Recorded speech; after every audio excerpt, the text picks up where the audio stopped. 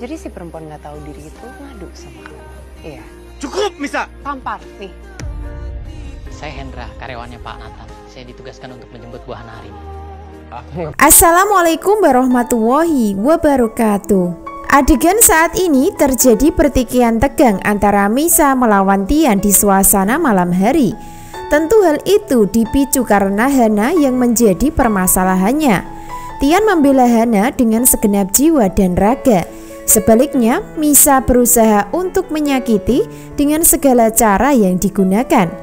Rumah tangga Misa dan Tian tidak akan bisa bahagia karena pada kenyataan diawali dengan kebohongan. Selain itu, Misa hanya mengalami cinta bertepuk sebelah tangan dan tidak akan bisa memiliki hati Tian seutuhnya.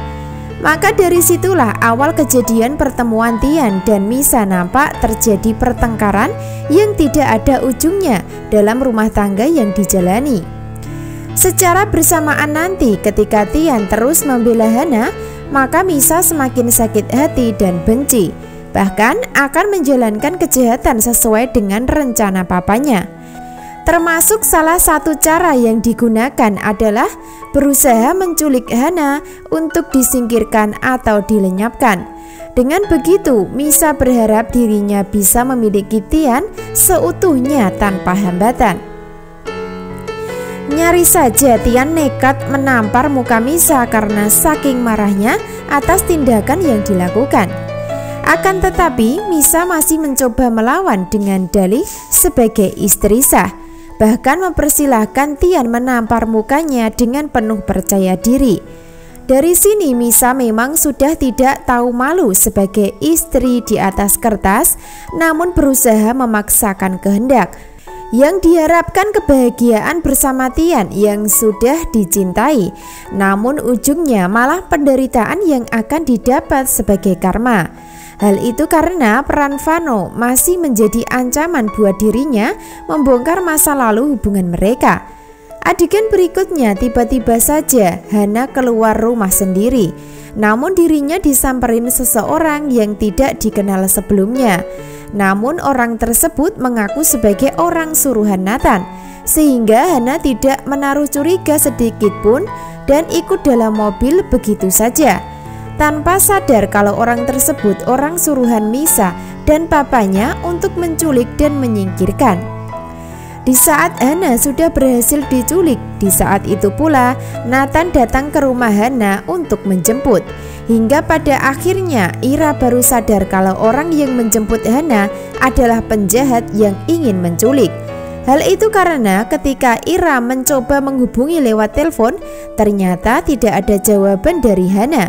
Hingga endingnya suasana menjadi tegang ketika Ira dan Alvin menganggap kalau Yuda sebagai dalang dari pelaku penculikan.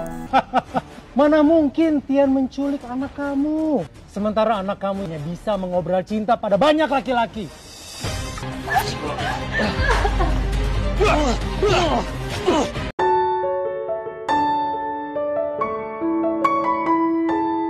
Terjadi salah paham antara keluarga Tian dan Hana masalah kasus penculikan. Yang sebenarnya pelaku penculikan sebenarnya adalah Misa dan papanya. Namun Yuda yang akan jadi kambing hitam hingga dituduh oleh Ira sebagai pelakunya.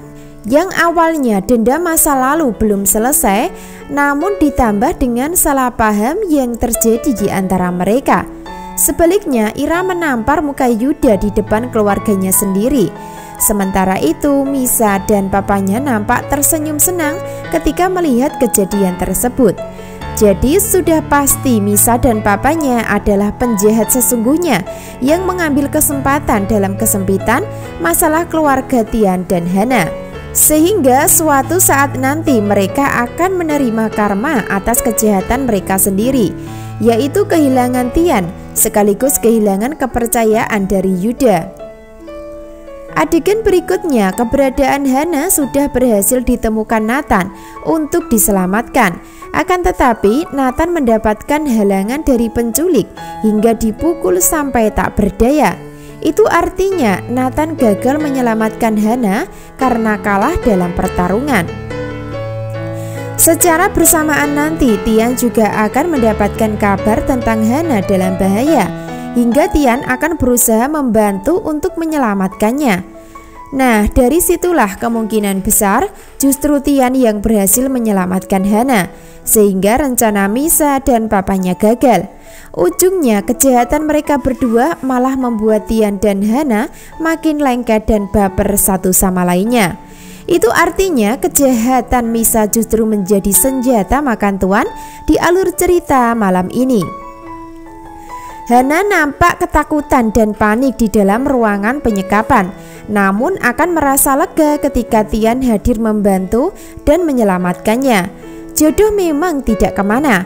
Kalau Tian dan Hana sudah ditakdirkan berjodoh, maka mereka akan tetap bisa bersatu dan tetap bisa saling mencintai. Dan itu sudah terbukti di kisah cerita hari ini. Sementara itu, Hana masih terjebak dengan salah paham perasaan Nathan yang mencintainya. Sebenarnya Hana tidak mencintai Nathan, namun Nathan tetap salah paham dan menganggap kalau Hana juga punya perasaan yang sama dengan dirinya. Maka dari situlah di adegan sebelumnya sudah ada wacana Ira untuk menyatukan Hana dan Nathan dengan cara bertunangan. Lalu apakah Hana dan Nathan pada akhirnya akan benar-benar bertunangan di alur cerita? Tentu itu masih membuat penasaran.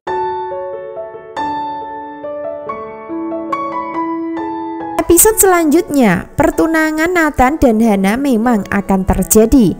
Namun di balik itu semua, Hana tidak akan pernah bisa mencintai Nathan, karena cinta mati Hana adalah untuk Tian seorang. Selain itu, Hana juga masih punya alasan bertahan sama Tian, adalah karena buah hati mereka dianggap masih hidup dan masih dalam proses pencarian. Jadi pada endingnya nasib Nathan akan sama dengan Misa di alur cerita. Sementara itu yang bisa mendamaikan permusuhan Yuda dan Ira nantinya adalah Rihanna pasca diketahui identitasnya. Karena peran Rihanna saat ini adalah buah hati Hana dan Tian yang sudah disayangi oleh Yuda. Jadi jangan sampai ketinggalan kisah lengkapnya hari ini. Terima kasih. Wassalamualaikum warahmatullahi wabarakatuh.